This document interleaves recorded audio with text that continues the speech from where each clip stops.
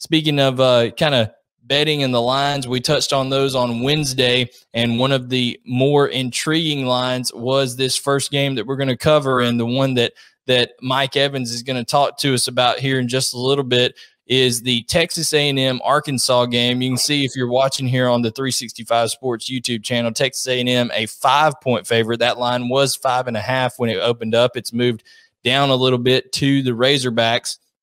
And TK, that's a 3:30 Eastern kickoff in AT&T Stadium. Just off the top, what are you looking forward to when these two teams meet in the Southwest Classic? Man, it'll be a very, very fun game to watch. I think we got two hard-nosed football teams that are going to try to pound the rock. You obviously know what Sam Pittman wants to do. He's a tough, gritty type coach, and his team's been playing like that. So it'll be a fun game to watch, man. One thing I'm interested to see on the A&M side is how Zach Calzada bounces back after a rough week, I think, at New Mexico State. You know, when they brought pressure, his pass rating went. Yeah, when they brought more than 4, I think he dropped down to 42% pass completion rate. So yeah, he's got to learn to handle that pressure a little bit. I know that's something that Mike and you talked about a little bit here on the interview coming up. But man, a backup quarterback situation, you've been in those before as a player. You know, the other guys kind of next man up mentality, but that is the most important position in sports, TK. I mean, can just tell people what's it like when you got a guy that's kind of being thrust into that position? Well, I mean, it's going to be a hostile environment. Even though it's neutral site, even though it's neutral, it's going to be hostile. It's going to be exciting. It's Jerry World. 2, dude, stepping into that role is tough. When you've lost a guy that is looked at to be the leader of an offense, the leader of a team, and you're stepping in those shoes. Now all of those eyes are on you. So yeah, there's definitely a lot of pressure there, but you know, I like to say pressure is a privilege. If he does the right things and goes out there, studies this week, the week's over. Hopefully he's locked in. It's lock-in Friday. He better be locked in. That game's in about less than 24 hours. Right. Hopefully he's done all the right things though to put himself and his team in a good position. You know, to feel good. No doubt. Feel good, because if he's done all those little things, and he's going to be confident, and he's going to feel good, and he's going to be ready against this, what I think is a very, very tough Arkansas defense. Absolutely. And you can see right here, Texas A&M, one thing that I think you talked about defense, one thing that I think Texas A&M needs to be concerned about is defensively, TK, their defense is allowing 4.1 yards per carry this year.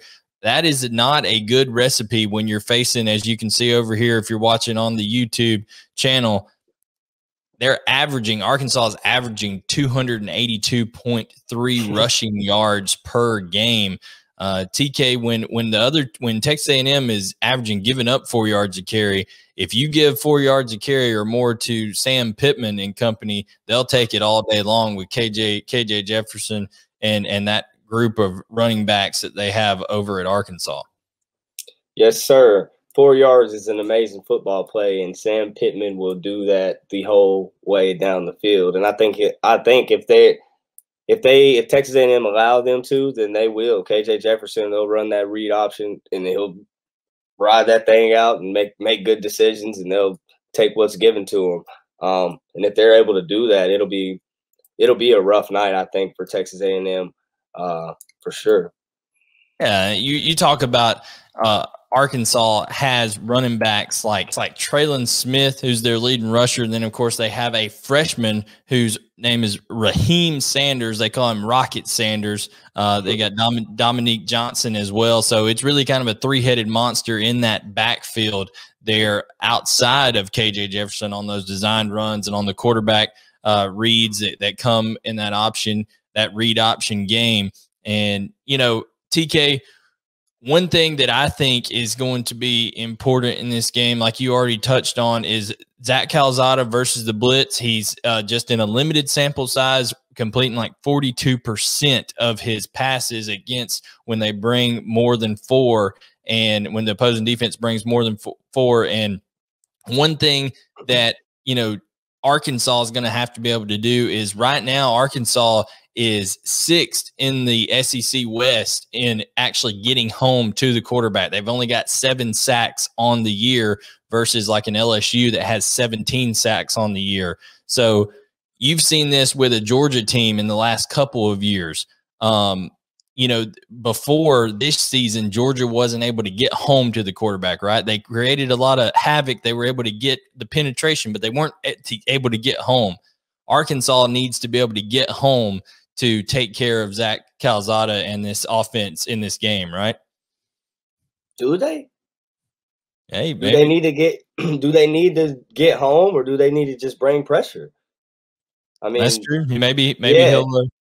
Yeah, I mean, when you create chaos and when you create havoc for a quarterback that is struggling, that has struggled, and you know that they're struggling, and they know they're struggling with blitz situations, then you don't always have to get home.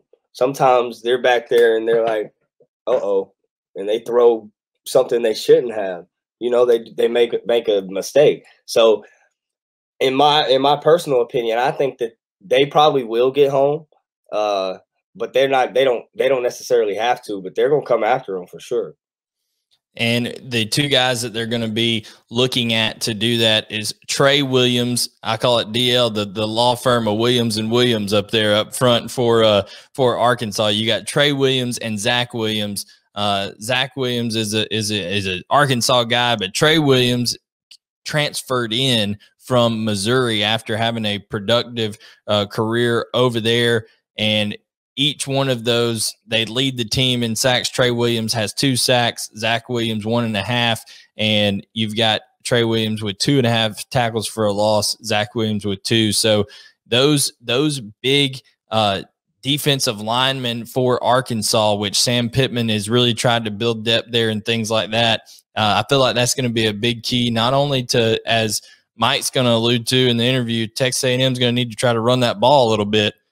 So they're going to have to stop the run. But if they can put that heat on Zach Calzada, could be a long night for him. And then TK, the only other thing I really wanted to ask you about is, you got 2 dynamic, really, receivers in this game.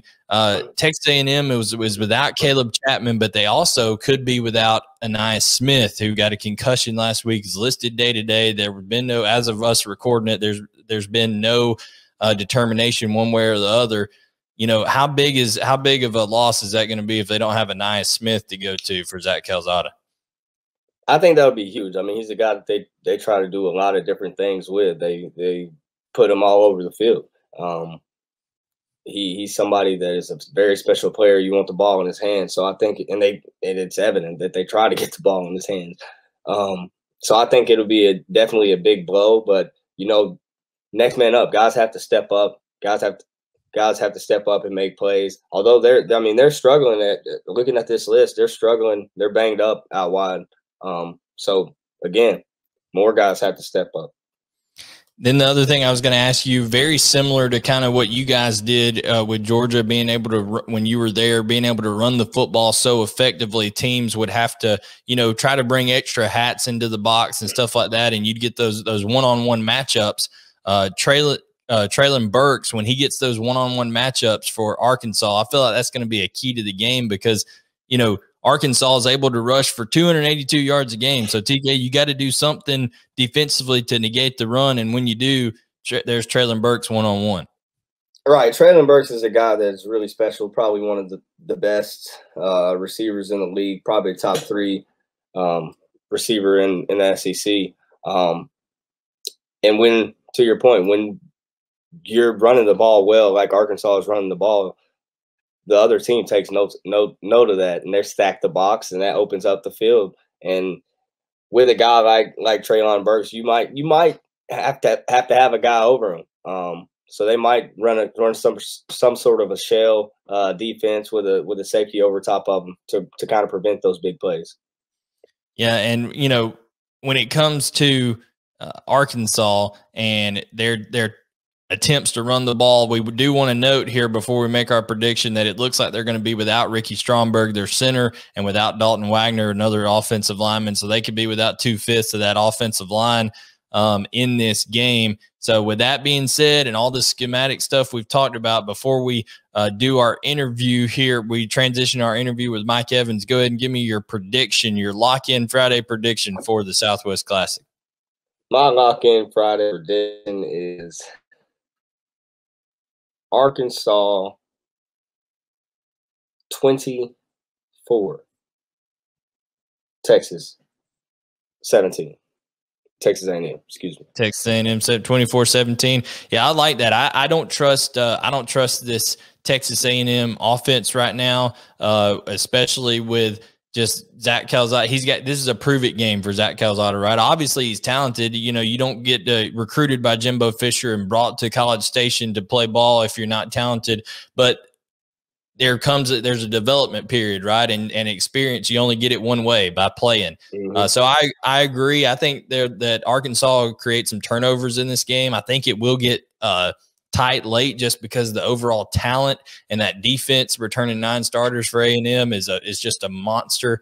So I'm going to say it's a low scoring victory as well for Arkansas. I'm going to say they win late on a field goal, 27-24. So give me the Razorbacks.